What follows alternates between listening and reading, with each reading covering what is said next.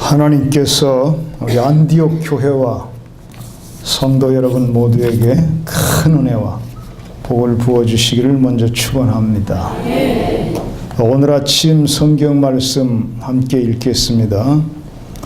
신약 성경 에베소서 5장 18절에서 21절입니다. 에베소서 5장 1절에서 21절, 신약 성경 315쪽 정도 되는 것 같습니다.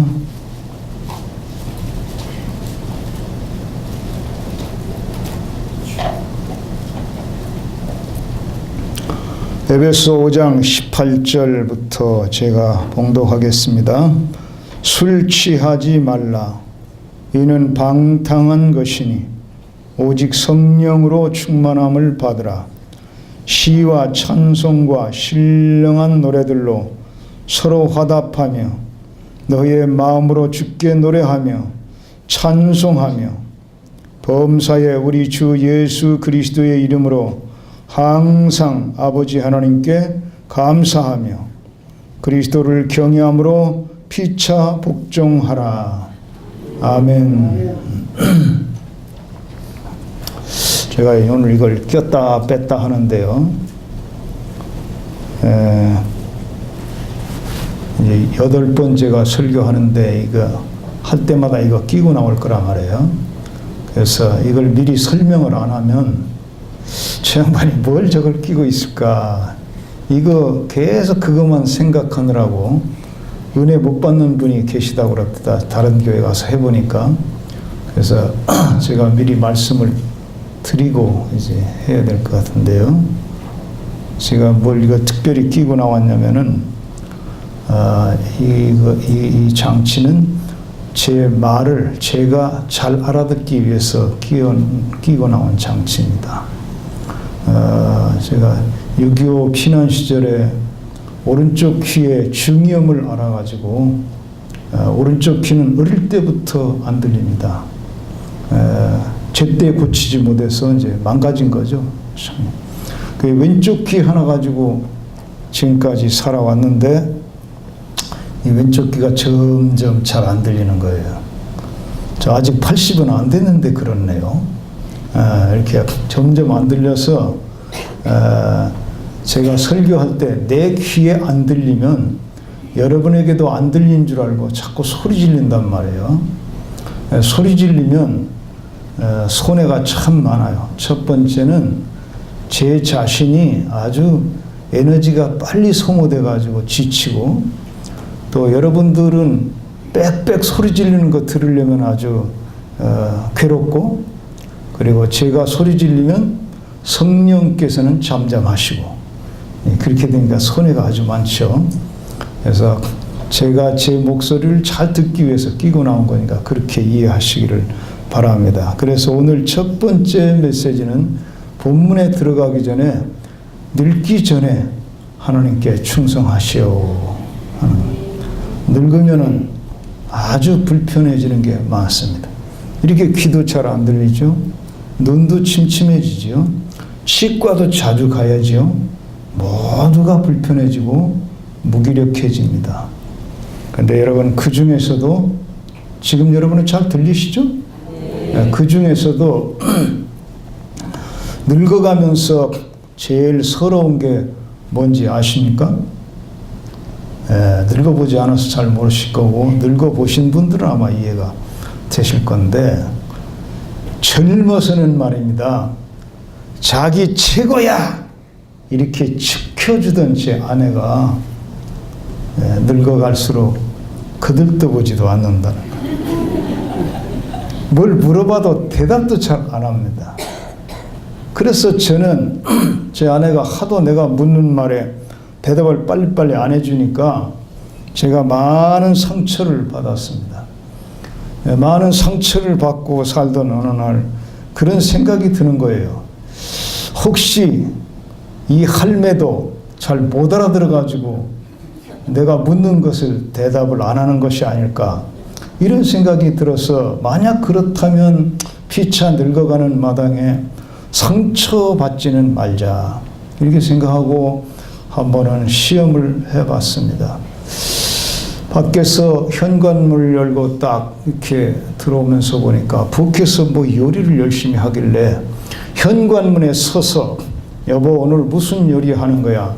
그랬더니 예상한 대로 대답이 없습니다. 그래서 현관문을 닫고 이제 거실로 들어와서 두 번째로 물어봤는데 대답 없습니다. 그래서 세 번째로 또 두 발짝 더 앞에 가가지고 세 번째로 물어봤는데 세 번째 물어봐도 대답이 없습니다. 야, 이게 심각하구나. 그래서 아예 부엌으로 들어가가지고 네 번째로 물어봤습니다. 여보 오늘 무슨 요리 하는 거야? 그랬더니 그제서야 대답을 합니다. 오늘 당신 좋아하는 닭도리탕을 좀 만들고 있어요. 그런데 당신은 내가 똑같은 대답을 네 번씩이나 해야 되는 거요. 네, 알아들으신 분들은 지금 웃으셨고 못 알아듣는 분들은 안 웃으셨어요. 그래서 여러분 늙기 전에 기도도 열심히 해보고 늙기 전에 찬송도 열심히 하고 늙기 전에 충성도 열심히 하고 늙기 전에 하나님 앞에 가치 있고 보람 있고 의미 있는 일들 더 열심히 하는 여러분 되시기를 먼저 축원합니다. 그리고 오늘 본문에 들어가서는 오늘 본문의 핵심적인 명령형 메시지는 성령으로 충만함을 받으라. 이것이 오늘 메시지입니다. 여러분 이번 집회를 통해서 오늘 아침에도 오늘 오후에도 또 내일 새벽과 저녁에도 계속되는 이 집회를 통해서 한 사람도 빠짐없이 다 성령의 충만함을 받으시게 되기를 축원합니다. 성령으로 충만하게 받는다는 게 뭐냐? 이거를 저는 오늘 교리적으로 설명하지 않겠습니다. 교리적으로 아무리 설명해 봐도 성령으로 충만함을 받는 경험이 없는 사람은 모릅니다. 그런데 그냥 성령으로 충만함을 받으면 설명 안 해도 압니다. 아니까 여러분 좌우간 성령 충만, 하나님의 영으로 내 마음과 내 영혼이 충만해지는 것, 이런 정도로 이해하시고 그냥 충만하기를 사모하고 충만하기를 위해서 기도하고 다 성령 충만을 받으시기를 축원합니다.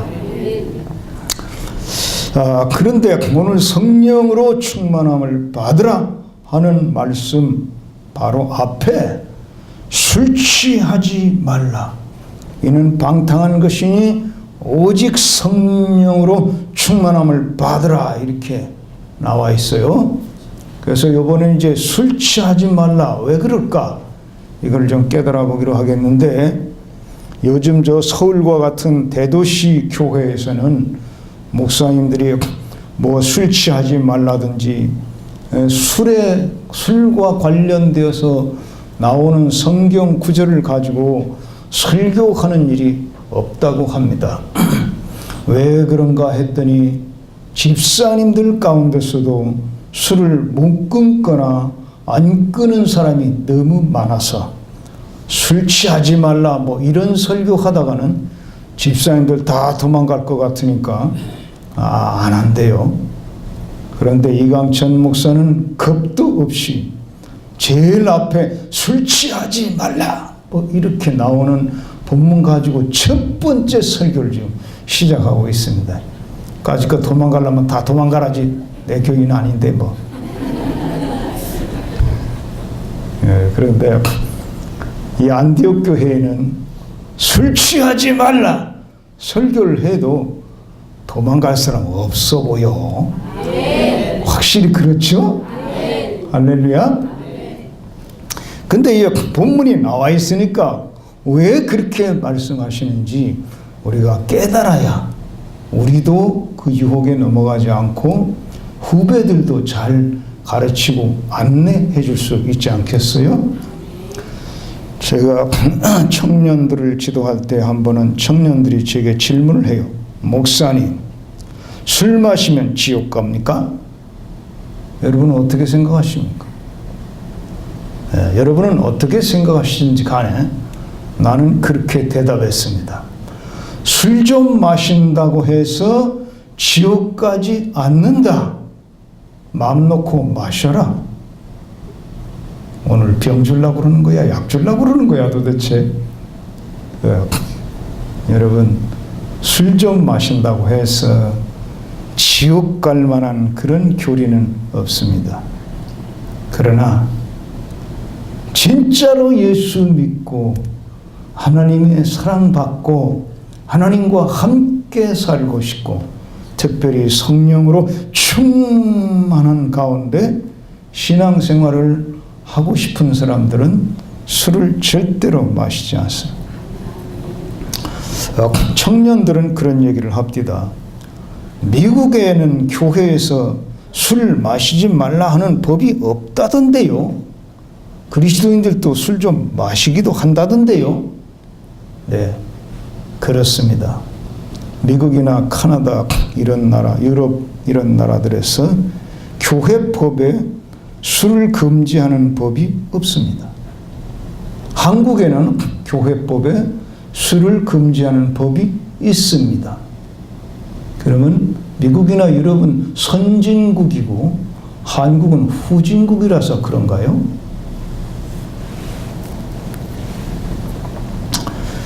미국 사람들도 제가 미국에 와서 유학도 하고 사람들 교제하고 해봤는데 미국 사람들 교회 법에 술 마시지 않으라는 법이 없어도 진짜로 예수 믿는 사람들은 안 마십니다. 왜 그런지 아세요? 여기 오늘 본문에 나오는 대로 술 취하는 것과 성령으로 충만한 것과 이 두 가지는 함께 있을 수가 없어요. 왜 그런가 하면 이 술도 일종의 영이 있기 때문입니다. 여러분, 영어를 쓰는 사람들은 일찍이 술을 마시게 되고 술을 취하게 되면 술이 인간을 지배해버리고 술의 스피릿이 사람을 사로잡아 버린다는 것을 알고 있었던 것 같습니다. 제가 한 번은 미국에 처음 유학 가가지고 얼마 안 돼가지고 식당에 가서 음식을 먹게 되는데 뭘 먹을 거냐고 물어봐서 그 메뉴판을 들이밀길래 하나 골라서 시켰습니다. 그랬더니 그 웨이터가 이번에는 뭘 마실 거냐고 물어봅니다. 한국에서는 식당에 가면 그냥 물 갖다 주면 끝이지 뭘 마실 거냐고 묻지 않는데 이 미국 식당에는 꼭 뭘 마실 거냐고 물어보고 그것도 사 먹어야 돼. 난 그런 경험이 없었으니까 가서 처음 식당에 갔는데 뭘 마실 거냐고 물어봐요. 그래서 이런 질문을 처음 받아봤기 때문에 식당에서 뭘 마셔야 되나 하고 생각하니까 이 사람이 또 범위를 좁혀가지고 물어봐요. 스피릿 or not? 스피릿 or not? 스피릿을 마실래? 아닌 거 마실래? 이제 그런 건데요. 여러분, 스피릿이 무슨 뜻이에요? 제가 미국 유학까지 했지만 영어를 그렇게 막 속속들이 다 연구하고 간 사람이 아니야. 나는 혼자 독학으로 공부를 하다 보니까 영어 공부도 그냥 사전 찾아가지고 외우는데 제일 많이 사용되는 순서대로 1번, 2번, 3번 이렇게 나오잖아요. 그럼 1번, 2번만 외우지 언제 3번, 4번, 5번, 6번, 10번까지 다 외워요. 그거 어쩌다 걸리면 걸리는 거고 하네요. 그래서 스피릿 하면 여러분 뭐라고 외워놓으셨어요? 스피릿 하면 영, 두 번째 정신, 세 번째 신령한 것들 뭐 이렇게 쭉 나가. 난 두 번째까지만 외웠지 그 뒤로는 안 외웠거든. 근데 지금 식당에 와 있는데 What would you to drink? 내가 망설이고 있으니까 Spirit or not 하는데 스피릿이 뭐지? 그리고 영어 단어 외운 걸 회상해 보니까 스피릿은 영이고 정신이야. 영이고 정신이면 좋은 거야, 나쁜 거야? 좋은 거야. 더군다나 그리스도인들은 영을 중요시해. 그리고 홀리 스피릿 하면 성령, 하나님의 영. 야, 스피릿은 전부 다 이 중요한 단어야. 그래서 스피릿 오한을 하길래 기왕이면 스피릿 드는 걸 먹어야 되겠다 싶어. 좋은 거니까. 스피릿 플리스. 그랬더니 이 사람이 그것도 이제 음료수 리스트가 메뉴에 쭉 있는데 이쪽은 스피릿이고 이쪽은 안 스피릿이야. 그 스피릿 하니까 스피릿 플리스 하니까 여기 있다 하고 가르쳐줘. 이 중에 또 뭘 먹을래 그래. 그 스피릿이 한 종류가 아닌 모양이야. 그 쭉 보니까 이상해요. 이름들이 전부 술 이름이야. 이거 내가 잘못 알아들은 모양인데 그래서 안 스피릿 그랬지. 그래가지고 모른 체하고 좀 먹을 걸 그랬나? 하여튼 그래서 아슬아슬하게 이 실수를 면했어요. 그리고 이제 식사를 하고 학교로 돌아와서 기숙사에 가가지고 내 영안사전을 다시 펴고 스피릿이 도대체 무슨 뜻이 있길래 그런가 하고 찾아보니까 영, 정신, 신령한 것들하고 쭉쭉쭉쭉 나가다가 9번째 독한 술. 스피릿이 독한 술이야. 즉 독한 술과 영은 같은 말이야. 술 속에 영이 있다는 말이지. 아하, 그래서 미국 사람들은 이걸 알기 때문에 술을 마시지 말라는 교회 법은 없어도 성경적 원리를 따라서 안 마시는구나. 마시는 얼간이 신자도 있어요. 마시는 나이롱 신자도 있다고. 그러나 진짜 신자들은 미국 사람들도 안 마신다. 술이 바로 스피릿이기 때문에 그래요. 그래서 한국 사람들도 술 마시는 사람들 가운데도 그런 얘기가 있습니다. 처음에는 사람이 술을 마시지만 그 다음 단계가 되면 술이 술을 마신다. 한번 취하게 되면 계속 더 술을 불러들인다 이거죠. 나중에는 술이 사람을 마신다. 술이 완전히 사람을 삼켜버리고 마셔버리고 술이 시키는 대로 사람은 이러고 다닌다 이거죠. 그러니까 여기 성경에서도 그걸 알기 때문에 술 취하면 성령이 너희들 마음속에 안 오신다. 그 뜻입니다. 반대로 성령이 너희 마음속에 충만하면 술도 못 온다. 그러니까 술 스피릿과 하나님 스피릿이 동시에 우리 속에 들어올 수는 없다. 그러니까 여러분은 이제 진짜 하나님의 영을 받고 하나님의 영을 모시고 하나님과 날마다 대화하는 진짜 신앙생활을 할 것인가, 술을 받아들여서 술의 지배를 받으면서 하나님과는 멀리 살 것인가, 선택인 것이죠. 둘 중에 하나밖에 안 되니까. 그러므로 성경은 술 취하지 말고 성령으로 충만함을 받으라 이렇게 말하는 것입니다. 혹시라도 술 마시면서 신앙생활을 하면 안 되나? 이렇게 생각하시는 분들, 지옥은 안 가니까 맘 놓고 드시라니까요. 그러나 진짜로 하나님 사랑받고 하나님의 은혜 받고 하나님과 함께 사는, 멀리 저 높고 높은 하늘에 계신 아버지 하나님 아니라 지금 나와 함께 하시는 그 하나님, 그분과 함께 내 마음에 들어오시는 그 하나님과 살고 싶다면 술, 사요나라, 굿바이, 안녕 해야지. 제가 한번 호주 시드니라고 하는 도시에 그 한인 교회가 하나 있었는데 그 한인 교회에서 전 교인 수련회를 한다고 강사로 초청을 했어요. 갔더니 진짜 문자적으로 전 교인 수련회, 전 교인 아이들까지 전부 수양관 빌려가지고 산속으로 들어가서 수양관에서 아주 수양관이 큰 수양관이라 강당도 여러 개요. 그러니까 한 강당에서는 어린아이들 집회가 진행되고 한 강당에서는 중고등부 청소년 집회가 진행되고 한 강당에서는 청장년 집회가 진행되는데 저는 청장년 집회 강사로 간 거죠. 또 다른 강사가 또 청소년 하고 있고 또 다른 강사가 어린이 하고 있고 이렇게 전교인이 들어가서 세 군데로 나눠가지고 이렇게 수련회를 하는데 3박 4일 동안이라 수련회 팍 들어가가지고 그냥 오직 새벽부터 밤중까지 찬송하고 기도하고 말씀 듣고 찬송하고 기도하고 말씀 듣고 이렇게 집중하니까 성도들의 마음도 집중하고 하나님도 집중해서 와서 역사하시고 이렇게 되니까 신자들이 정말 많이 은혜 받읍니다. 그런데 이제 하루 종일 그 안에 들어있으니까 널널한 시간 속에서 이 오후 시간에는 간증 시간도 갖게 됐어요. 그러니까 화요일 날 오후부터 화요일 날 오후, 수요일 날 오후 2번이지 뭐 그래요. 월요일은 들어가서 개회 예배하고 저녁 집회하고 또 화요일 새벽 집회하고 화요일 오전 집회까지 하고 화요일 오후에 이제 간증 시간 갖는. 간증 시간을 가지니까 뭐 여러 가지 은혜 받은 것들을 많이 간증했어요.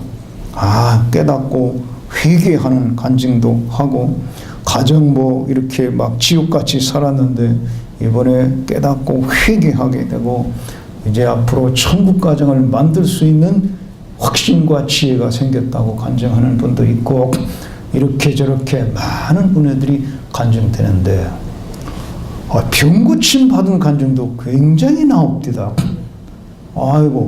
저는요 여러분 아예 그건 기대하지 마세요. 부흥 강사가 와가지고 혹시 환자들 이렇게 안수 기도해 줄라나 이런 것 저 안 해요. 할 줄도 모르고 해본 적도 없고 안 해요. 그러면 여러분 크게 손해 보겠는데 그렇지 않아요. 저는 이거 은사는 없는데 하나님께서 말씀을 전할 때 하나님이 역사하는 건 참 많이 보거든요. 그래서 호주에서 전교인 수련회 하는데 한 20명 정도 그냥 말씀 듣다가 기도하다가 찬송하다가 그냥 그 기간 동안 3박 4일 동안에 나서버린 거예요. 고혈압 환자, 당뇨병 환자, 뭐 관절통 환자, 무슨 파킨슨병 막 이런 거 나선 간증이 그냥 나와. 여러분 이번에 제가 8번 설교하고 집회하는 동안에 사모하고 매달리고 집중해서 기도하고 하면 다 은혜 받을 것이고 여러분의 영이 새로워질 것이고 여러분의 상처난 마음도 치료될 것이고 병든 육체도 치료될 것이고 막 간증이 굉장히 나오더라고요. 그렇게 나오는데 이제 집회가 다 진행되고 목요일 이제 오전 집회하면 끝나게 되는 목요일이 됐어요. 근데 목요일에는 공식적인 간증 시간이 없어요. 없는데 새벽도 내가 설교를 했는데 아침 9시부터 또 설교해가지고 12시까지 하라고 3시간을 주는 거예요. 근데 가만히 생각하니까 지금 계속 설교해가지고 나도 지쳤는데 이 마지막 시간에 3시간 설교하라니까 이게 좀 많은 거야. 그래서 내가 좀 꾀를 냈지 뭐 어떻게 9시부터 10시까지는 간증 시간을 줘야 되겠다. 어제 저녁과 오늘 새벽까지 또 받은 은혜가 있을 거 아니야. 그래서 간증 시간을 주고 10시부터 설교해가지고 12시까지 2시간만 설교해야 되겠다. 이래가지고 나가자마자 내가 설교하기 전에 마지막으로 간증 시간을 드릴 테니까 어제까지 간증 못하신 분들 또 어젯밤과 오늘 새벽에 은혜 받으신 분들 나와서 간증하시오. 그랬더니 또 아마 회개하는 간증도 나오고 병고침 받은 간증도 나오는데 40대 후반이거나 50대 초반쯤 요 목사님쯤 되어 보이는 남자 집사님이 나오는 거예요. 나오더니만 내가 참으로 부끄럽긴 하지만 이제는 해방되었으므로 용기를 내서 간증합니다. 사실 내가 누구누구 이름을 다 대기는 그렇고 아마 각자가 고백하게 될 것인데, 여기 수양관에 올라오는 날 월요일 날 7명의 남자 집사가 모여가지고 잡당을 했는데, 야, 그 산속에 들어가서 3박 4일씩이나 무슨 재미로 사냐? 무슨 재미로 사냐? 여러분, 무슨 재미로 부흥에 참석합니까? 무슨 재미로 교회 나옵니까? 진짜 예수 믿는 재미를 모르는 집사님들이지. 3박 4일 동안 무슨 재미로 사냐? 은혜 받는 재미로 살지. 근데 그건 몰라 이제. 그러니까 우리 한 박스 가지고 가자. 그 동네 사람들은 그렇더라니까. 그래가지고 7명의 집사님들이 작당을 해가지고 양주 한 박스, 맥주 한 박스, 그냥 종류별로 한 박스씩 해서 트렁크마다 싣고 이제 올라온 거야. 그런데 그래도 명색이 집사인데 이걸 파티하다가 들키면 무슨 망신이냐. 그러므로 낮에는 참는다. 그리고 저녁 집회가 다 끝나면 어느 곳으로 모여라. 그 산속에 장소를 하나 정해놓고 이제 가서 미리 답사 다 했지. 그리 모였다. 이렇게 돼가지고 월요일 저녁에도 저녁 10시까지 홀리 스피릿, 하나님의 영을 받는 성령 충만함을 위한 부흥회가 진행이 됐는데, 이 7명의 집사들은 그 부흥회에서는 은혜를 못 받아. 그래가지고 10시가 지난 다음에 약속한 대로 10명이 산속에 또 모여서 2차 부흥회, 술 스피릿 부흥회를 하는 겁니다. 그리고 남들 다 잠들면 이제 살그머니 숙소로 들어와서 자고,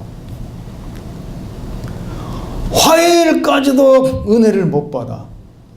그래서 화요일까지도 저녁 10시까지 이 홀리 스피릿 성령 받는 집회는 계속됐는데, 도대체 성령 못 받고 은혜 못 받고 또 화요일 밤에도 2차 부흥회로 또 갔어. 술 스피릿 부흥. 그리고 이제 하루 이제 마지막 수요일 저녁까지 이제 참석을 했는데, 그런데 말입니다. 하나님께서 나를 긍휼히 여기셔서 이 마지막 밤을 그저 보내게 하지 아니하시고, 말씀을 듣는데 막 내 가슴이 뜨거워지고 흔들리기 시작하더니 막 성령이 임하더라는 거예요. 이건 말로 다 설명 못해요. 그냥 성령 받으면 알아요. 그러니까 내가 다 설명하려고 안 해. 그냥 성령이 자기에게 임하시더라는 거야. 이 집사님에게요. 그래서 성령이 임하시는데, 오늘은 내게도 은혜를 부어주시는구나. 성령이 오시는구나. 그리고 설교 끝난 다음에 이제 통성기도를 시켰는데, 그때 통성기도할 때 입을 열어서 기도하니까, 그 전까지는 기도하라니까 입을 열긴 하는데 주여 어쩌고 저쩌고 어쩌고 몇 마디 하면 할 말이 없는데, 이날은 기도가 터져 나와. 마치 그냥 폭포수가 쏟아지듯이 기도가 막 쏟아져 나오더라는 거야. 그 자기도 모르게 막 얼마나 열심히 기도를 하게 됐는데, 그렇게 기도하고 나니까 확신, 하나님이 내게 오셨구나. 성령이 임하셨구나. 성령이 내 안에 들어오셨구나. 그 받는 사람은 안다니까. 그냥 그렇게 알게 되고 확신하게 됐어요.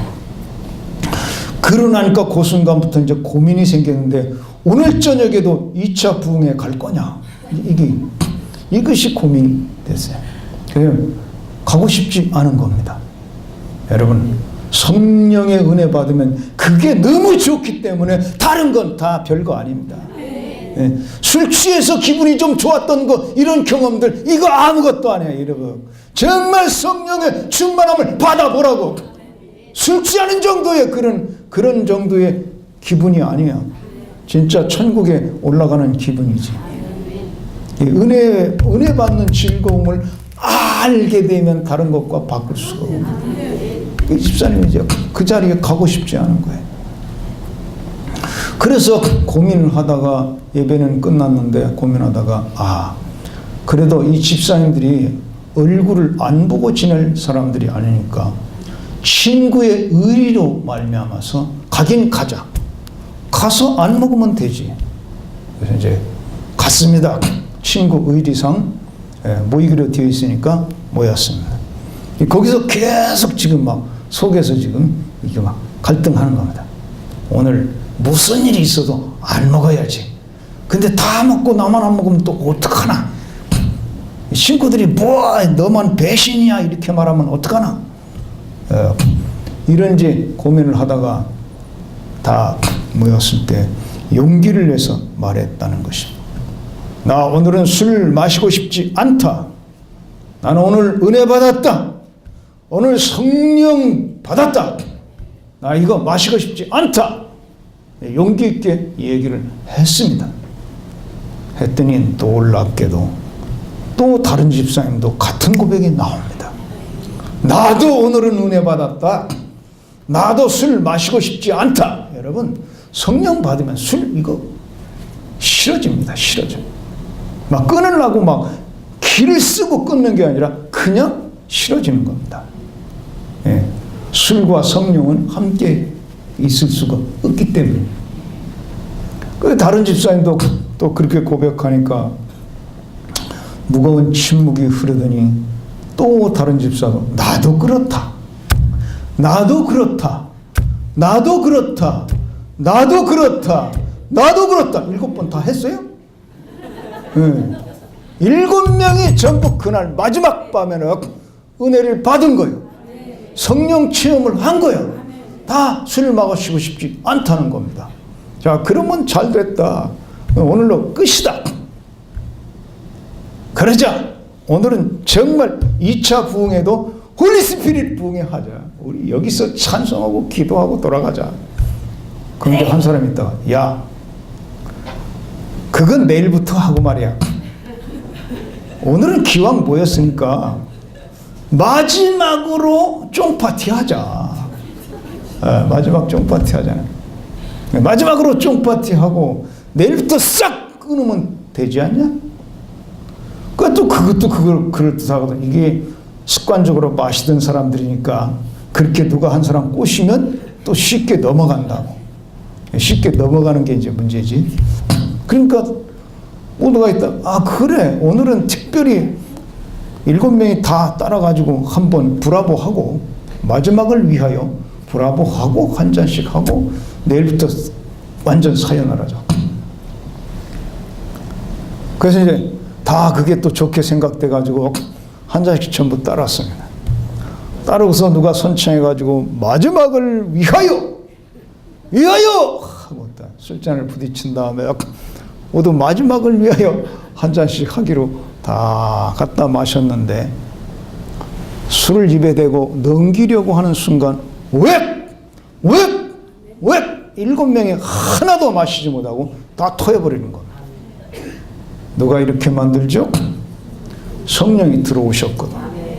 성령이 들어오셨기 때문에 성령은 술을 거부한단 말이에요. 반대로 술이 들어오면 술이 성령을 거부하고. 그러니까 우리가 선택해야 되는 건 술이 아니라 성령이란 말이에요. 성령 충만하니까 성령께서 다 안 돼 인마. 술 못 들어와. 그러니까 아무도 마시지 못하고 다 토해버리는 거예요. 다 토하고 나서 7명의 집사님들이 거기서 무릎을 꿇었어. 야, 인마 정신 차려 이놈들아. 봐라, 성령께서 지금 막으시지 않냐. 이 막으시는 은혜가 아니면 우리는 또 오늘도 마셨을 거야. 이런 나쁜 놈들 같으니라고. 그렇지 않냐? 우리 정신 차리고 이제부터는 말씀대로 살자. 교회 법대로 살자. 진리대로 살자. 성령 충만해서 이 우리에게 오신 성령님 섭섭하게 내보내지 말고 모시고 살자. 우리 그거 기도하자. 진짜로 거기서 이제 무릎 꿇고 2차 부흥회도 홀리스피릿 부흥회가 이어진 거야. 할렐루야.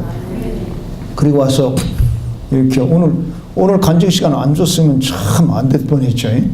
그런 간증이 나오더란 말이에요.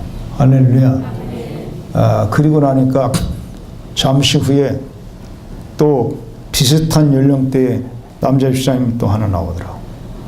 그건 이제 성경에 지금 나와 있지는 않는데 그래도 있었던 거니까 그냥 보너스로 하는 거죠. 주머니에서 담뱃갑을 꺼내요. 여러분 이게 무엇인지 아시죠? 나 이거 집어내 버리려고 하다가 오늘 혹시 간증할 기회가 있으면 간증하고 버리려고 가지고 왔습니다. 나는 이것을 끊지 못해서 집사지만은 늘 피우고 몰래 피우고 어떤 날은 아무도 없는 줄 알고 그냥 담배를 물고 거리를 지나가고 있었는데 해필 우리 담임 목사님이 저쪽에서 걸어오고 있는 거예요. 그래서 깜짝 놀라가지고 이걸 어떻게 대충 눌러가지고 주머니에다 집어넣었는데 이게 덜 꺼져가지고 완전히 구워먹을 뻔했잖아요. 이러면서 몰래 피우고 있었는데 문제는 냄새 때문에 피우고 나면 이것도 닦느라고 뭐 신경 써도 냄새는 계속 나니까 이렇게 참 비겁하게 비굴하게 살아왔습니다. 여러분도 아시다시피 이 니코틴 중독이라는 건 쉽게 그렇게 끊어지지 않습니다. 그런데 저도 어젯밤에는 은혜 받았습니다. 그리고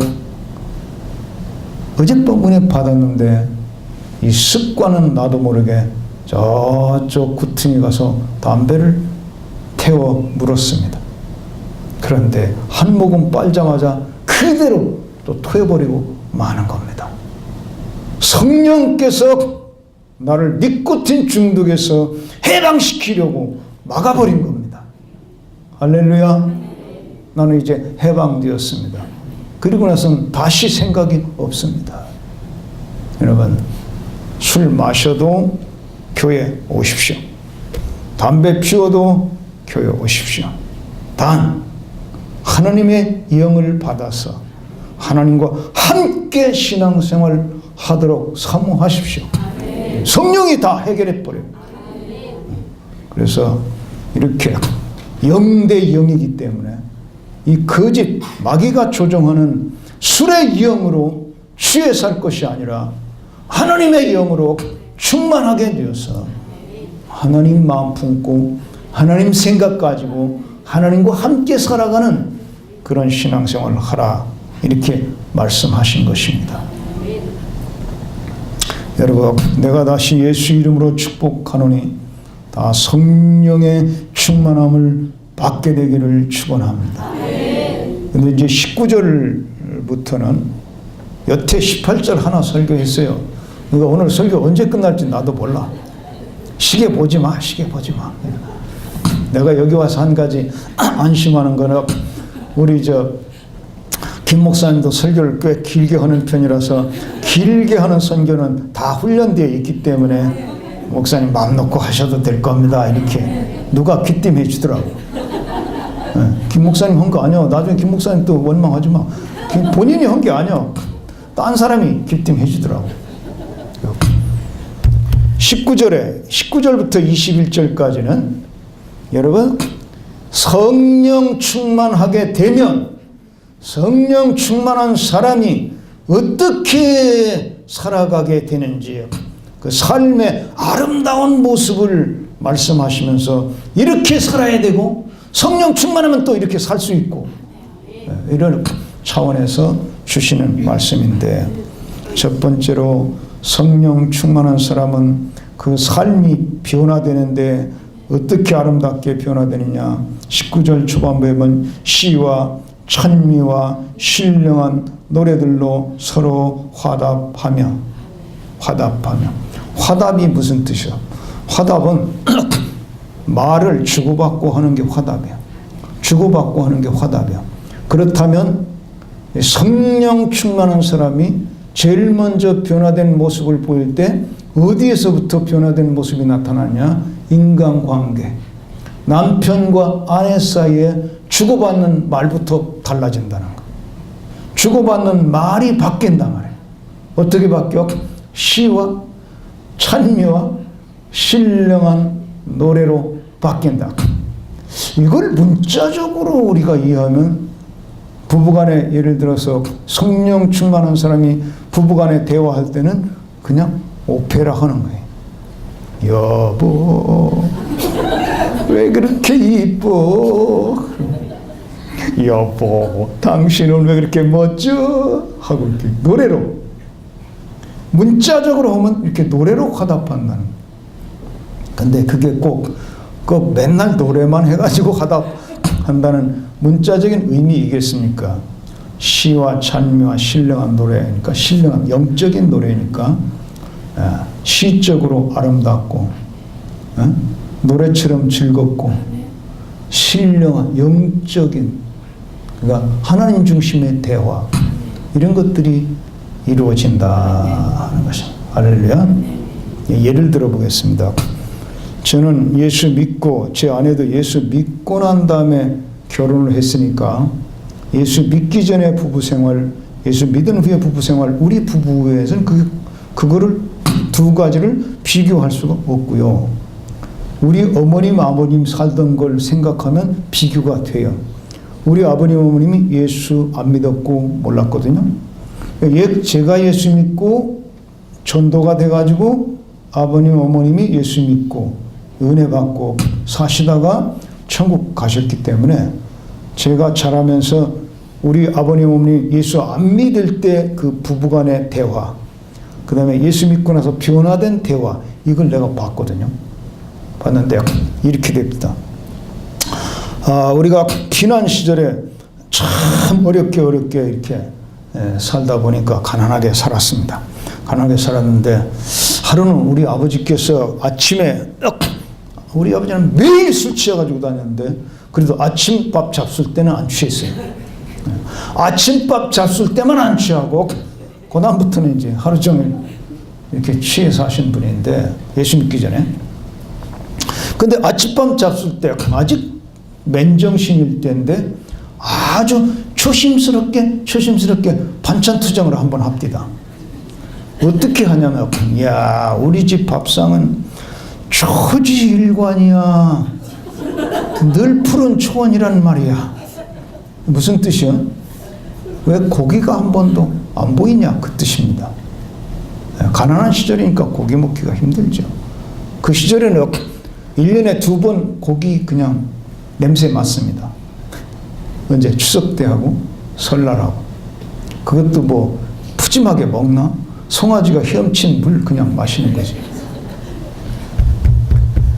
그러니까 고기가 먹고 싶은데 한 번도 고기는 안 올라온다, 그 뜻이거든. 우리 밥상은 초지일관, 늘 푸른 초원이야. 굉장히 조심스럽게 가다듬어서 불평 한마디 했어요. 그랬더니 우리 어머님께서 화답하는 게 기가 찹디다. 뭐라고 화답하냐면, 돈 벌어와봐! 누구는 요리할 줄 몰라서 안 하는 줄 알아! 내 어려서 그렇게 부부간의 화답이 이루어지는 걸 보면서 우리 아버지 참 불쌍하다 생각을 했어요. 우리 아버지가 술 취해가지고 땡깡 넣을 때는 우리 어머니 불쌍하다 이렇게 생각하고, 우리 어머니가 그렇게 막 가시도치는으로 대받아치는 거 볼 때는 우리 아버지 참 불쌍하다 이렇게 생각. 그러고 보니까 아버지 어머니 다 불쌍한 거지. 예수 안 믿으면 다 불쌍하더라니까. 아이, 그러니까 뭐 완전히 그냥 묵사발 되는 거지. 그래서 내가 속으로, 야, 기왕이면 말을 저렇게 하나. 그랬어요. 그런데 어머님이 내가 예수 믿는 지 4년 만에 예수 믿게 되고 은혜 받게 되고, 은혜 받고 나니까, 야, 강찬아, 내가 젊어서부터 예수를 믿었으면 얼마나 이 불행한 세월을 기쁨으로 그냥 행복하게 살았을 텐데, 다 이렇게 늙어가지고, 야, 완전히 늙진 않았어. 그래도 자기 딴에는 지난 세월이 너무 억울하다 이거죠. 그래서 어머님, 지금부터라도 잘 믿고 지금부터라도 행복한 것이 그 중에 최고 축복이니까 그런 줄 아시오. 아버지는 제가 예수 믿고 8년 만에 또 예수 믿게 됐어요. 두 분 다 예수 믿고 다 은혜 체험을 하고 나니까 그렇다고 갑자기 부자 되는 건 아니잖아. 그런데 아직도 이 식탁이 빈곤했어요. 그러던 어느 날 우리 아버지께서 이제 옛날 일은 잊어버렸는지 또 반찬 투정을 한번 하더라고. 근데 우리 아버지는 술 안 취했을 때는 아주 말을 잘 다듬어서 해요. 야, 우리 집 밥상은 진짜 초지일관 변함이 없구나. 늘 푸른 초원이라니까. 그것도 추자 떨린 배추, 상추, 고추.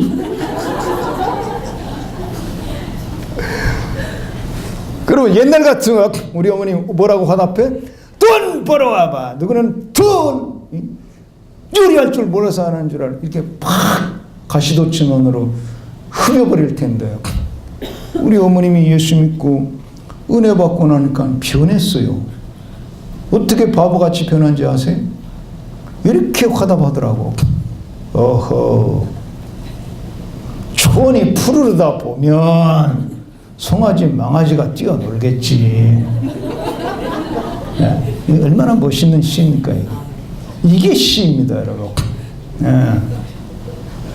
전문가 시 공부를 많이 한 전문가가 시인이 시를 써놓으면 도대체 그게 무슨 말인지도 몰라. 비비꼬 가지고 여기서 시로 화답하라는 건 그렇게 비비꼬아서 무슨 말인지도 모르는 말로 주고받으라는 게 아니고 아름다운 언어로 주고받는 그 화답이 바뀐다. 여러분의 부부간의 화답은 지금 어떻게 이루어지고 있습니까? 정말 아름다운 언어로 주고받고 살아가십니까? 사랑스러운 언어로 오고 가고 있습니까?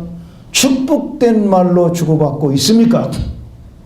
성령 받으시오.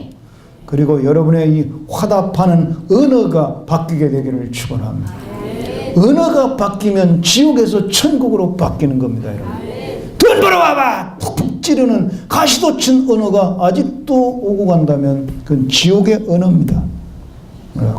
빙그레 웃으면서 좀 비록 지금 가난할지라도 인내하면서 소망하면서 살아가 보자. 그러면 소고기 말고기 먹을 날이 올 것이 아니겠느냐. 그 말을 초원이 푸르다 보면 송아지 망아지가 뛰어놀겠지 이렇게 표현합니다. 이게 시로 화답하는 거예요. 할렐루야.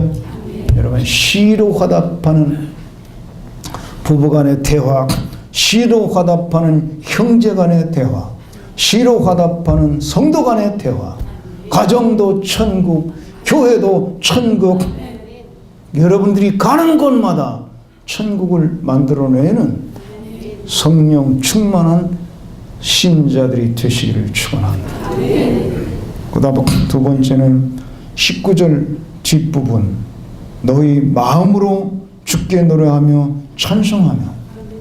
이번에는 주님과의 관계가 새로워진다는 것입니다.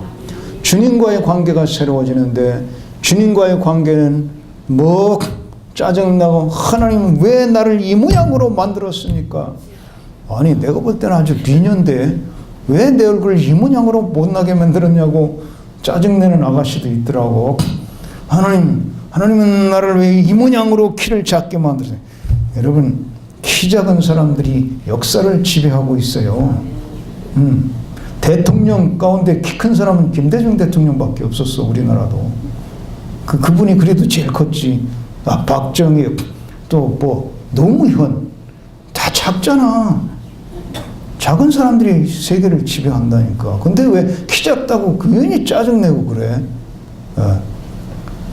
성령의 충만함을 받으며 짜증과 원망과 불평과 불만은 사라지고 주께 노래하며 찬송하며 할렐루야, 찬송하며 산다는 겁니다. 여러분께서 그냥 즐거운 찬송, 감격성, 물론 노래를 마저 음악가처럼, 근데 이 교회는 음악가가 많은 것 같대. 목사님, 사모님부터 다 찬양 인도자라고 막.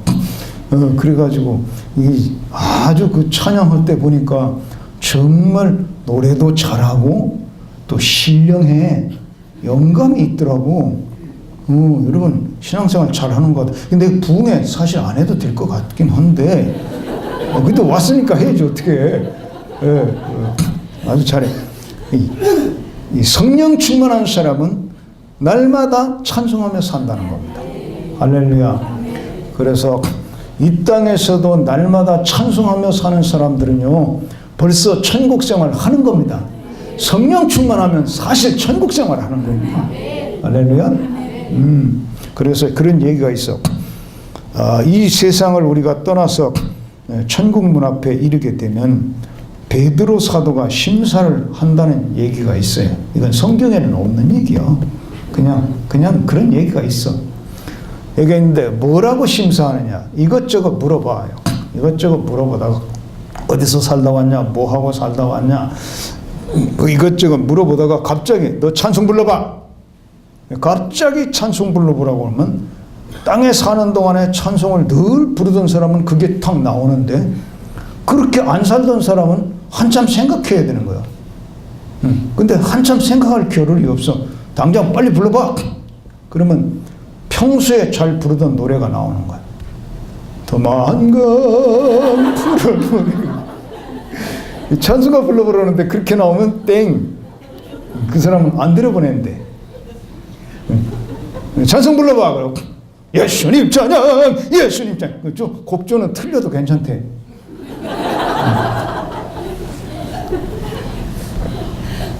왜 그런 소리가 있느냐?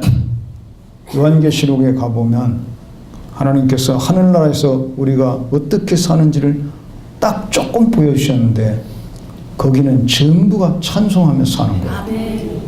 흰옷 입은 성도들이 찬송하며 살고 천사들이 찬송 부르고 심지어 만물이 찬송하더라.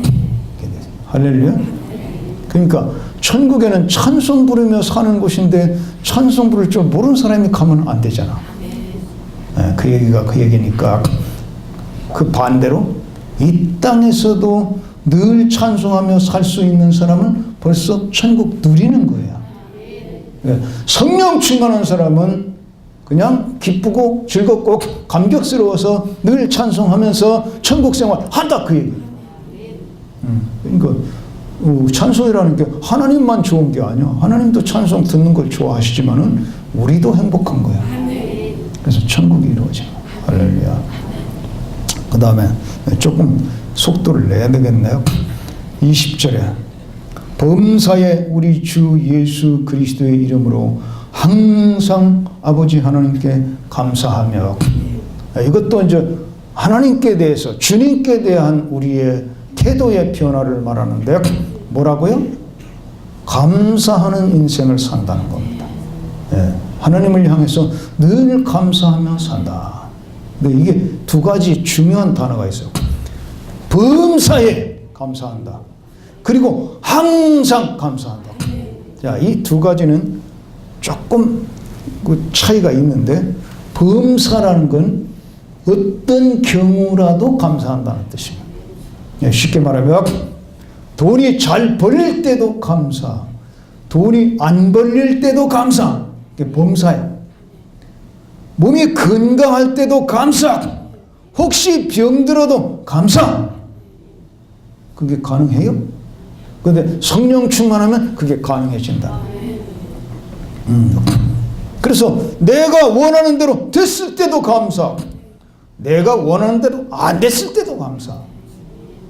범사에 감사. 이건 데살로니가전서 5장에도 나오죠. 범사에 감사하라. 이는 그리스도 예수 안에서 너를 향하신 하나님의 뜻이니라. 하나님의 뜻은 우리가 감사하며 사는 거라. 범사에 감사. 근데 이 범사에 감사하며 살 수 있는 것은 진짜 이건 은혜 받은 사람들의 표현입니다. 은혜 받으면 아무리 어려운 일이 생겨도 그 어려운 일에 치여서 그냥 원망하고 짜증하고 슬프고 불행한 게 아니라 어려운 일 당해도 성령 충만한 사람은 그래도 감사할 수 있는 능력이 나와. 이게 은혜야. 그래서 성령 충만하면 감사가 나오고, 감사하며 사는 사람은 어떤 경우라도 불행할 수 없어. 감사할 수 있는 사람은 이미 행복을 손에 잡은 사람. 여러분, 파랑새 잡으려고 쫓아다니지 마세요. 감사하면 행복해요. 감사하면 천국이에요. 감사하면 축복이에요. 감사하는 사람에게 축복이 달아날 리가 없어요. 감사는, 여러분 다 같이 복창하죠. 감사는 하나님의 축복의 세계에 코드를 꽂는 것이다. 감사하며 살아보세요. 전부가 축복으로 다 바뀌고 말아요. 축복이 아닌 것도 감사하면 축복으로 바뀐다 말이에요. 감사. 제가 간단히 줄여서 좀 확인해 봐야 되겠는데, 제가 60세가 되었을 때의 그 회갑이라고 그러죠. 60년 동안 어떻게 살아왔나 돌아보다가 60년 동안 하나님이 내게 주신 은혜와 축복이 참으로 큰 것이었구나. 세상 느껴져요. 그거에 따라서 또 나를 돌아보니까, 그런데 거기에 비해서 나는 감사 기도도 인색했고 감사 헌금도 인색했구나. 이걸 또 깨닫게 돼. 그래서 딱 그날 내가 무엇을 작정했냐면, 내가 감사 1000번제를 드려야 되겠다. 보통 1000번제 하면 교회에서 하는 사람들이 있는데, 그게 대부분 요걸 이루어달라고 무슨 기도 제목을 놓고 1000일 동안 헌금하면서 1000번제 드리는 경우가 종종 있어요. 근데 제 경우는 뭘 달라고가 아니라 이미 주신 거에 대해서 그동안 감사를 안 했기 때문에 감사 헌금과 감사 기도를 1000일 동안 열심히 하겠다는 뜻입니다. 과거에 못한 것 다 하느라고. 감사 1000번째. 그래서 매일 새벽 기도할 때마다 10,000원씩 준비해가지고 감사한 거 보면서 감사 기도를 20분 이상 했어요. 감사한 것만 생각하면서 한 20분 이상 기도하고 다른 기도 또 하고 이렇게 했어요. 그 1000번제를 하다 보니까 그 감사 1000번제가 지금 끝났을까요? 아직도 하고 있을까요? 제 얼굴 보고 제 나이를 추측해 보면서, 얼굴 보니까 아직 50대 같지 않아요? 그거 벌써 끝났죠. 1000번제 1000일이면은 3년은 채 못 됩니다. 2년 8개월 정도 되는데요. 그거 벌써 다 지나갔죠. 지나갔는데 감사 1000번제를 한 다음에 무슨 축복을 받았습니까? 그건 묻지 마세요. 축복을 받으려고 한 게 아니라 받은 거 감사해서 한 거니까. 그러나 그럼에도 불구하고 1000번제 하는 동안 나는 너무 큰 축복을 누렸습니다. 한마디로 어떤 일을 만나도 흔들리지 않는, 내 가슴에 꽉 찬 믿음의 영이 와 있다는 것. 감사의 영이 와 있으므로 믿음의 영이 와 있어 흔들리지 않고 어떤 경우라도 또 감사하며 살 수 있는, 그 능력보다 더 큰 능력이 있어? 네? 범사에 어떤 경우라도 감사할 수 있는 능력, 그보다 더 큰 축복이 있겠느냐고. 그게 너무 좋아서 1000번째 끝난 다음에 한두 달 지나다 보니까 이 1000번째 할 때가 너무 좋았어. 그래서 두 번째로 1000번째 또 시작했어. 두 번째로 1000번째 할 때는 헌금도 올렸어. 그러면 두 번째 1000번째는 끝났을까요? 안 끝났을까요? 네? 제 얼굴 보고 끝났을까요? 안 끝났을까요? 야, 그것도 벌써 끝났어요. 그런데 너무 행복해. 너무 행복해. 감사하며 살 때가 더 행복해. 그래서 또 몇 달 안 하고 살아보니까 또 하고 싶어져. 또 하고 싶어져. 세 번째 감사 1000번째 또 작정하고 헌금 또 올렸어. 그래서 3만 원씩 세 번째는. 매일 새벽 3만 원씩 드렸어. 내 월급이 250만 원이었었는데.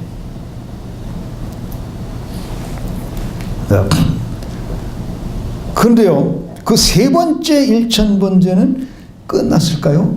안 끝났을까요? 이제 요것 좀 와서 이제 망설이게 될 거야. 제 얼굴 보고. 끝났을까요? 안 끝났을까요? 네, 그것도 끝났어요. 아이, 괜히 내 나이 다 가르쳐 줬네, 이거? 네. 네. 근데 너무 좋아요. 너무 좋아. 그래서 지금 감사헌금을 또 하고 싶긴 한데, 지금 내가 월급이 없어, 하나도. 월급이 하나도 없어서, 이거 작정했다가, 중간에, 괜히, 그러면 어쩌나 싶기도 하고, 또, 그전처럼 액수를 크게 할 수가 없지. 월급이 없는데, 지금. 월급이 없는데. 그래서 지금 망설이고 있어요. 하여튼, 감사헌금 할 때가 좋았어. 너무 좋았어. 너무 재밌고. 그거 일주일부씩 착제, 봉투 7개 딱 만들어 놓을 때, 그때 너무 행복했어. 그리고 범사에 어떤 경우가 벌어져도 나는 흔들지 않는 그런 은혜의 역사가 내 안에 있더라고. 할렐루야. 사실 그때 그 받은 축복으로 지금 월급 없어도 살잖아, 지금 이렇게. 할렐루야. 어떻게 사셨냐고 물으신다면 하나님이 은혜로 삽니다.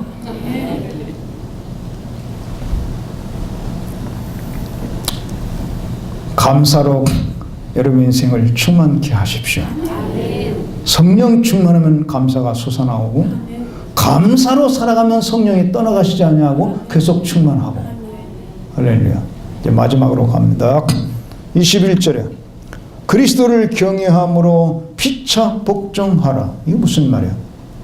오직 우리가 높으신 분으로 경외하고 섬길 분은 예수 그리스도 주님이시고, 우리 서로 간에 피차 복종하라.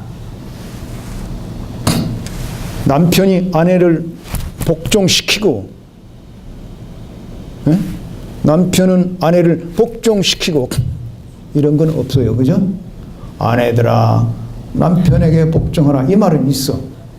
근데 그 말이 바로 21절, 요 22절에 나와. 요거 바로 뒤에. 근데 22절까지는 내가 왜 안 읽었을까? 22절은요, 여기 18절부터 21절과는 차원이 다르게, 18절, 21절까지는 모든 그리스도인이 삶의 전체적인 원리를 얘기하는 거고, 22절부터는 남편과 아내의 관계를 얘기하는 거예요. 그러니까 가정법이지, 가정법. 차원이 다르기 때문에 그건 딴 때 또 설교를 해야 되는데, 여기서 아내들아 남편에게 복종하라고 하는 말은 남편이 그 가정의 가장이기 때문에 가장으로서 일할 수 있도록 세워주라는 뜻이야. 그러나 그 이전에 전체 우리들의 인간의 삶의 원리를 가르치시는 21절에 피차 복종하라가 먼저야. 그래서 피차 복종하라를 바로 적용시키면 아내는 남편에게 복종하고 남편은 아내에게 복종하고, 아들은 아버지에게 복종하고 아버지는 아들에게 복종하고, 뭐 그런 얘기가 다 있어? 그게 피차 복종이야. 피차. 서로 간에 복종하라. 그 말이 무슨 뜻일까요? 이거는 서로 간에 상대방을 존중하고 높여주고 겸손하게 세워주는, 성령 충만한 사람은 그렇게 할 줄 아는 사람이 된다는 것입니다. 이것이 진짜 능력입니다. 성령의 능력을 받으면 우리가 병을 고치고 기적을 행하고, 이것만 능력이 아니라 다른 사람을 높여줄 수 있는 능력, 다른 사람을 높여줄 수 있는 여유와 능력, 이게 진짜 능력인 줄 아시기 바랍니다. 우리가 타락해서 은혜를 받기 전에는 모든 인간이 어떤 본성을 가지고 사냐면, 다른 사람들 다 밑에 다 눌러놓고 싶은, 너는 나를 섬겨라 하고 싶고, 남편은 아내 보고 예수 어머니 되라. 예수 어머니 되라. 아내는 그렇게 겉으로는 말 못하지만 까불고 있네. 너는 내 거야. 내가 잡아놓을 거야. 그래서 아내는 남편을 꽉 잡고 자기 의지대로 끌고 가고자 하는 본성이 다 있다고. 그래 안 그래? 이 세상에 처음부터 자기 스스로 내가 다른 사람에게 복종하고 다른 사람을 높여줄 만한 그런 위인은 하나도 없어. 그런 체 하면서 은근히 다른 사람을 부려먹고 다른 사람을 내 밑에 두려고 하지. 아무도 내가 다른 사람 밑에 스스로 들어갈 위인이 없다고. 이게 타락한 인간의 본성이에요. 그래서 타락한 인간들은 할 수 있는 대로 다른 사람을 내 발 밑에 두고 밟고 살으려고 그럽니다. 그런데 성경에서 하나님의 사람은, 성령 받은 하나님의 사람은 다른 사람을 높여줄 수 있다. 그리고 그렇게 높여주면서 사는 것이다. 야, 이게 진짜 능력이야. 할렐루야. 그래서 여러분, 남편들이요, 아내에게 복종할 수 있는 남편이 진짜 멋진 남편입니다. 아내들이요, 남편에게 복종할 수 있는 아내들이 진짜 현모양처입니다. 오늘날 왜 가정들이 이렇게 무너지고 깨지고 걸핏하면 이혼, 별거 난리들 치는 겁니까? 전부가 상대방을 자기 밑에 두려고 합니다. 말로는 밑에 둔다고 안 하지만 본성적으로 내 뜻에 맞춰달라 이거. 내 감정에 맞추고 내 뜻에 맞추고 내 습관에 맞추고 다 자기 중심으로 상대방을 지배하려고 하는 본성에 사로잡혀서 서로 요구하니까 부딪히고 싸우고 못 살겠다 하는 거예요. 오늘 이 한국은 지금 가정에 심각한 위기에 내몰리고 있어요. 세계에서 이혼율이 최고로 1등인 나라가 대한민국이라고 그래요. 사회가 지금 무너진다는 뜻이야. 이렇게 무너지다 보면 사회 전반이 무너져요. 가정이 무너지면 가정이 사회의 기초야. 기초가 무너지면 다른 것 다. 아니 부부간에도 싸우고 서로 죽이고 보험금 타먹고 하는 이런 것들이 그대로 진행되면 다른 놈 잡아먹는 건 더 쉽지. 가정이 무너지면 사회 전반 국가 다 무너지는 거야. 지금 위기야. 우리 가정을 지킬 뿐 아니라 이 사회를 지켜야 되는 사람들인데 이건 성령의 능력으로 가능하다. 성령 받으면 양보할 줄 아니까 성령 받으면 내가 내려갈 여유가 생기니까 성령 받으면 너 이득 봐라 나 손해 볼 수 있다 이런 능력이 생기니까 그렇다고 망하지 않아. 우리가 누군데 망해? 하나님의 자녀들이 왜 망해? 스스로 내줄 수 있는 사람은 절대로 망하지 않아. 그래서 제가 이제 진짜 끝으로 얘기 하나 하고 마치겠는데요. 내가 결혼할 당시에 내 나이 때 결혼할 당시에 내 선배들이 날 부르더라고요. 넌 장가 간다면서? 예, 그렇게 됐습니다.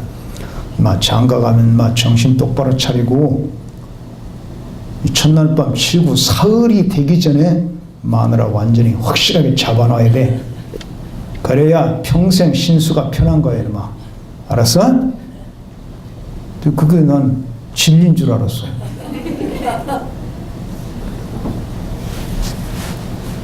그래서 결혼하자마자 마누라 잡았지. 반대 의견 얘기하려면 그냥 한 번에 그냥 묵사발을 내버리고 무조건 예수 오면 만들니.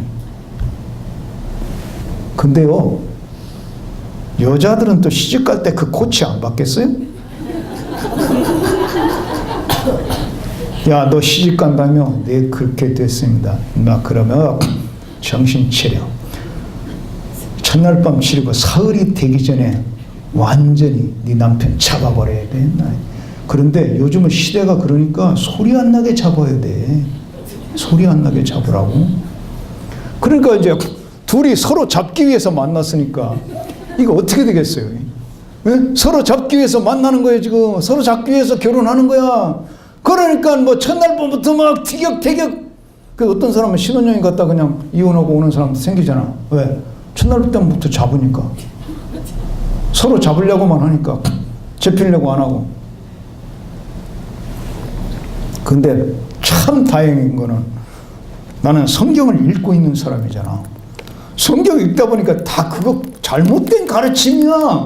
잡기는 왜 잡어? 서로 받쳐주는 거지, 이렇게. 서로 세워주는 거지. 서로 잡기 위해서 결혼한 게 아니라 서로 세워주기 위해서 결혼했더라고.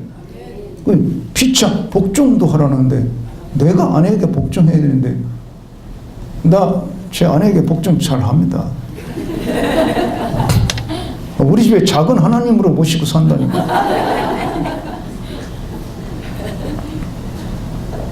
근데 말입니다.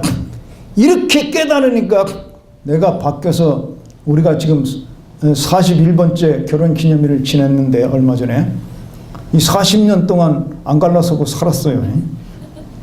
이게 아마 서로 잡으려고 그랬으면 어떻게 40년 동안 살겠어요. 근데 내 친구 하나는요, 예수 안 믿는 친구가 있었는데 선배들이 가르친 걸 그걸 글자 그대로 믿고 잡아버린 거야.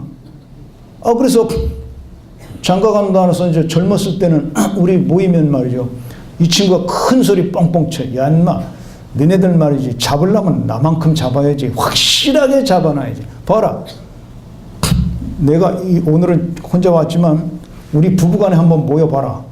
내가 얼마나 마누라 확실하게 잡아놨는지 보여줄 테니까. 잡으려면 그렇게 잡아야지. 그래서 이제 부부간에 한 번은 다 모였는데, 이야 진짜 확실하게 잡아놨더라고. 뭐 여자들이 막 어쩌고 저쩌고 막 얘기하다가 자기 아내가 또 뭐 거들어가지고 뭐라고 막 하면, 여보, 에이, 알았어요. 아이고, 잘못됐어요. 야, 100% 그냥 남편 한마디 하면 그냥 팍 이렇게 잡아놨더라고. 근데 여러분 남자들 특히 정신 차려야 돼. 젊어서 잡아놓는 거 말짱 헛거야. 40대 후반 50대 넘어가면서부터는 다 뒤집히는데 젊어서 세게 잡으면 뒤집힐 때 세게 뒤집히고, 젊어서 살짝 잡아놓으면 살짝 뒤집히니까 그 알아서 하라고. 근데 그 안 믿는 그 친구도 젊어서 그렇게 100% 잡아서 예수 음원을 만들어놨는데 50 넘어 이제 50대 후반 되니까 100% 뒤집히더라니까. 한 번은요, 제가 그 친구가 서울 불광동에 살았는데 내가 불광동 쪽에 무슨 일이 있어서 갔다가 해가 넘어가는데 이 친구 혹시 퇴근했으면은 그 친구네 집이 바로 멀지 않더라고. 거기서 이 친구네 집까지 왔네. 내가 이거 퇴근했으면 만나고 가야 되겠네. 그래서 미리 연락 없이 그냥 가서 두들겼어요. 근데 이 친구가 칼같이 퇴근해서 집에 있더라고. 그래서 나오는 거야. 너 웬일이냐? 나 여기 볼 일 있어서 왔는데, 야, 니네 집이 여기 바로 가깝길래 그냥 무조건 두들겨 봤지? 들어와. 들어오는데 혼자 있어요. 너 마누라 어디 갔냐? 몰라, 샹. 야, 너 마누라 그렇게 잡아놨는데 요즘 보고도 안 하고 다녔냐? 몰라, 샹. 몰라, 샹이야. 그러니까 완전히 뒤집힌 거요. 보고도 안 하고 막 돌아다녀, 이제. 엉덩이 뒤집혔는데, 이 친구가 뭘 하다가 나왔나 보니까 퇴근해가지고 앞치마를 빨고 있는 거요. 그래서 야, 이 맹꽁아, 너 그렇게 잡았다고 젊어서 큰 소리 치더니 이젠 완전히 뒤집혔구나. 마누라 앞치마나 빨고 앉아있구나. 내가 그랬더니 이 친구 그래도 자존심이 있어가지고 팍 일어나더니, 내가 마누라 앞치마나 빨고 있는 줄 아냐? 이거 내 앞치마야, 시장.